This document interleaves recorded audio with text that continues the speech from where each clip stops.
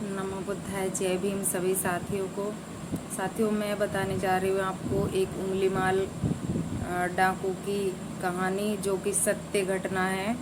तो मैं उनकी कहानी आपको बताने जा रही हूँ। आप इस वीडियो को पूरा देखिएगा और पूरा सुनिएगा और समझिएगा कि राक्षस से उंगलीमाल था, जो राक्षस था, राक्षस से इंसान कैसे बनाया बुद्ध ने। तो हमारा यही लक्ष्य है कि इंसान को बनाने के लिए बुद्ध ने राक्षस से इंसान कैसे बनाया। तो चलते हैं वीडियो की ओर, और आप बिल्कुल भी स्किप मत कीजिएगा वीडियो को, तो पूरा देखिएगा। इससे आपको बहुत ही सीख मिलने वाली है कि किस तरह से हमको अपने व्यवहार करना चाहिए, किस तरह से हमको बोलना चाहिए, किस तरह से हमको किसी के साथ रहना चाहिए। तो ये वाली सीख हमको मिलने वाली है इसमें से। तो आप इस वीडियो को पूरी देखिएगा, बिल्कुल भी स्किप मत करिएगा। और मेरी वीडियो अच्छी लगे और सत्य है तो आप मेरे वीडियो को ज़रूर देखें और समाज तक ज़रूर पहुंचाएं, और मेरे चैनल को सब्सक्राइब करें, लाइक करें। बस इतना सही रिक्वेस्ट है मेरा। तो चलिए आपको बताती हूँ। उंगलीमाल बौद्धकालीन के एक डाकू था, जो राजा प्रसेनजित के राज्य श्रावस्ती में राहगीरों को मारता था और उनकी उंगलियां काटकर माला बनाता था। इसलिए उनका नाम उंगली पड़ा था। लोगों को, आते जाते लोगों को मारता था और उनकी उंगलियां काट के और अपने गले में पहनता था। मतलब इतना भयंकर वाला डाकू था कि कोई वहाँ पे निकलता था तो बहुत ही सोच समझ के निकलता था, और जो भी कोई आता था और उसके हाथ लग गया वो सबको मार देता था और उनकी उंगलियां काट के वो पहन लेता था। तो उनका टारगेट था कि मैं 1000 हत्याएं करूँगा। तब 1000 हत्याएं करूँगा। तो वो, उनकी माँ थी तो उनको खाना देने जाती थी, उनको तो खाना दे के आ जाती थी वे। और जैसे हत्याएं करता गया तो उनकी माँ को पता था कि इनका 1000 टारगेट है। तो जैसे ही किसी की हत्या होती तो पता पड़ जाता कि आज किसकी हत्या कर दी है उन्होंने, आज किसी को कत्ल कर दिया है, और सबकी उंगलियों की माला बना के पहन लेता था। तो 999 हत्याएं उन्होंने लगातार करते गया। तो उसकी माँ जब तक 999 हत्याएं करी तब तक तो वो खाना देने गई उसको, उंगलीमाल को। उसकी माँ था, 999 हत्या करी, जब तक उनको खाना पहुंचाती रही। लेकिन तब 1000वां नंबर आया, भाई 1000 पूरे होने वाले हैं, तो उनकी माँ ने भी उनको खाना देना बंद कर दिया कि क्या पता 1000 पूरा करने के लिए मुझे ही अपना शिकार बना ले। तो वो उन्होंने खाना देना बंद कर दिया। तो फिर वो खाना देने नहीं जाती थी। तो एक दिन क्या हुआ, ये बुद्ध के समय की बात है। तो एक दिन बुद्ध वहाँ से गुजर के जा रहे थे उस रास्ते से। तो लोगों ने उनसे बोला कि साधु आप इधर से मत जाइए, यहाँ पे एक भयानक डाकू रहता है और आपको वो मार देगा। लेकिन बुद्ध पता नहीं जाते या नहीं जाते, लेकिन तब लोगों ने बोला, तब उस रास्ते से वो जरूर गए। तो आगे उनको डाकू मिला, उंगलीमाल डाकू मिला, और उंगलीमाल डाकू ने उनसे कहा, ए साधु रुक। पीछे से आवाज़ मारी डाकू ने कि ए साधु रुक। तो भगवान बुद्ध ने एक बार सुना, डटे थोड़ा सा और फिर चल दिए। तो फिर उंगलीमाल आगे जाके जोर से दौड़ा, तेज दौड़ा उनके पीछे, और उनके सामने आकर कहा, साधु तुझे सुनाई नहीं देता, मैं आपको आवाज़ लगा रहा हूँ, अब साधु रुक। तो आपको सुनाई नहीं देता तो रुक क्यों नहीं रहे हो? तो भगवान बुद्ध हैं जो बोले कि मैं तो रुका हुआ हूँ, लेकिन तुम कब रुकोगे? बुद्ध ने ये बात कही उनसे। तो उंगलीमाल ने बोला, साधु तेरा मतलब क्या है? तो भगवान बुद्ध ने उनसे कहा कि मैं तो रुका हुआ हूँ और तू कब रुकेगा। तो उनसे फिर कहा कि आप इस पेड़ के डाली तोड़ के दिखाइए। तो उनके हाथ में एक जो हत्या करने का एक हथियार था, तो उसने उससे तुरंत पेड़ की डाली को काट दिया। तो काटने के बाद अब उंगलीमाल बोले लो काट दिया। तो फिर भगवान बुद्ध बोले अब इसको वापस जोड़ के दिखाओ।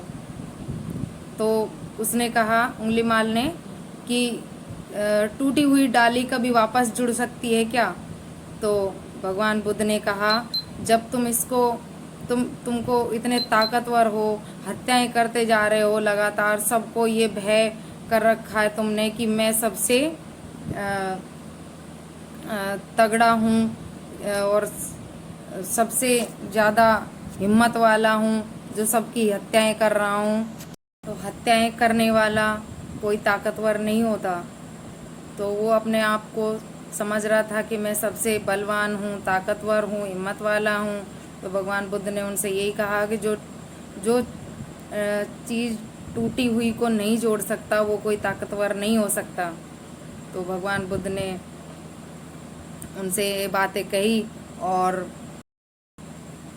भगवान बुद्ध ने उनसे कहा कि जो तुमने आज तक अभी तक इतनी हत्याएं कर दी हैं तो आप उनको वापस ला सकते हो, जीवित कर सकते हो फिर से। तो भगवान बुद्ध के विचारों को सुन के और उंगलीमाल उनके पैरों में गिरा और उनके वचनों से, उनके वचन सुन के, उनकी वाणी सुन के उंगलीमाल उनके बोली भाषा और व्यवहार से इतने प्रभावित हो गए कि वो उनके चरणों में गिरे और उन्होंने कहा कि मुझे माफ़ कर दो।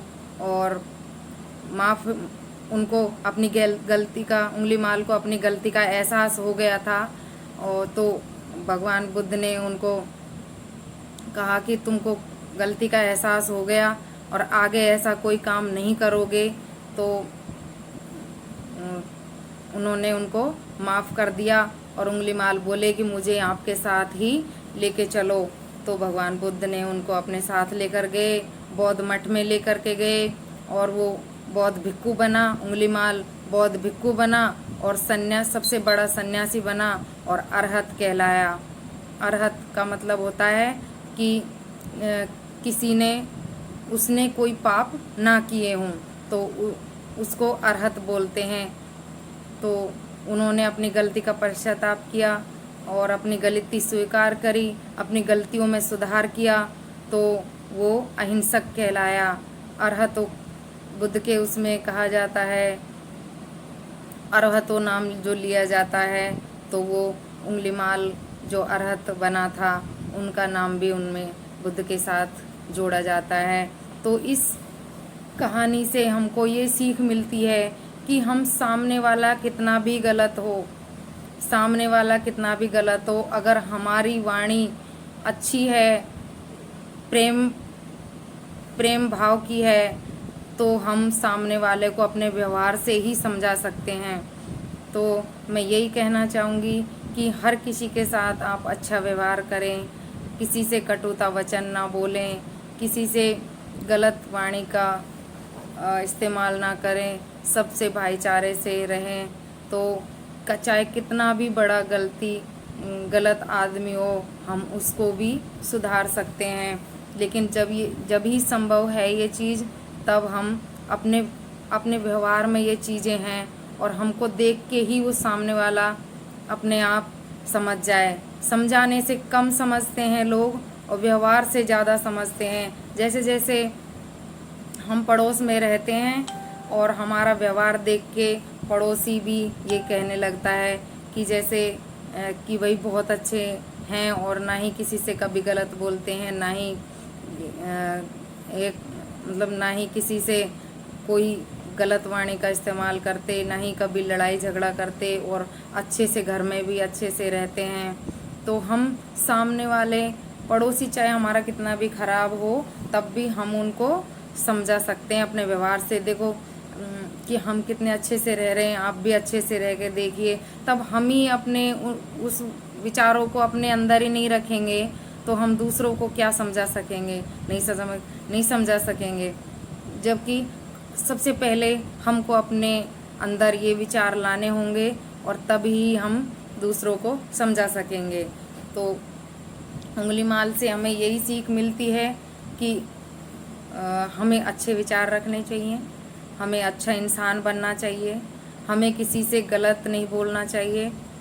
कोई बात है तो हम उस बात को बात के तरीके से करें, ना कि क्रोध में आकर के उसको उटपटांग कुछ भी बोलें। नहीं, ऐसा नहीं करना है। जैसे भगवान बुद्ध ने उंगलीमाल को समझाया इतने तरीके से, किसी के भी बस में नहीं हो रहा था वो डाकू, ना राजा के ना प्रजा के, किसी के भी नहीं, और हत्याएं करते जा रहा था लगातार। तो भगवान बुद्ध आए और उन्होंने उनको अपनी वाणी से, अपने वचनों से, अपने वचनों में लिया उसको और अरहत बना वो। तो इसी तरह से हमको सामने वाले के साथ व्यवहार करना चाहिए, तब उसको समझ में आ जाएगी। अगर हम वो भी लड़ाई कर रहा है और हम भी वो भी क्रोधित है और हम भी क्रोध में आए, तो आग से आग कभी नहीं बुझाई जा सकती। तो हमको एक गरम है तो हमको नॉर्मल होना पड़ेगा और तभी हम उनको समझा सकेंगे कि ये चीज़ें गलत हैं, आप ऐसा नहीं ऐसा करो। तो सबको समझ में आती हैं ये चीज़ें। तो मैं अपनी वीडियो को यहीं ख़त्म करूँगी। आप मेरी वीडियो को ज़रूर देखिएगा, आपको बहुत अच्छा लगेगा। और अपने घर में भी ये चीज़ें लाइए, ताकि एक दिन आप लड़ाई के या क्रोध के या फिर किसी भी घर में गलत माहौल से रहेंगे पूरे दिन, तो उस दिन को देखिएगा। और एक अच्छे शांति स्वरूप माहौल में आप घर में रहोगे तो उस दिन को देखिएगा तो कौन सा अच्छा लगता है। तो गलत को कोई नहीं चुनना चाहेगा, सब अच्छा अच्छा चाहेंगे। तो अच्छा कीजिए और अच्छा बनिए। सबसे पहले अच्छा इंसान बनने की ज़रूरत है, बाकी बाद की बातें होती हैं ये सब। तो मैं अपनी वीडियो को यहीं ख़त्म करूँगी, ज़्यादा लंबी हो जाएगी मेरी वीडियो, और मैं ऐसी ही वीडियो लाती रहती हूँ आपके सामने। तो आप मेरे चैनल को सब्सक्राइब कर लीजिएगा और चैनल को सब्सक्राइब करके लाइक भी ज़रूर कीजिएगा और कमेंट बॉक्स में बताइएगा कि मेरी वीडियो कैसी लगती हैं, और अच्छी लगती हैं तो इनको शेयर कीजिएगा अपने दोस्तों के साथ, अपने परिवार के साथ, अपने रिश्तेदारों के साथ। बस इतना ही कह के मैं अपनी वीडियो ख़त्म करती हूँ। नमो बुद्धाय, जय भीम।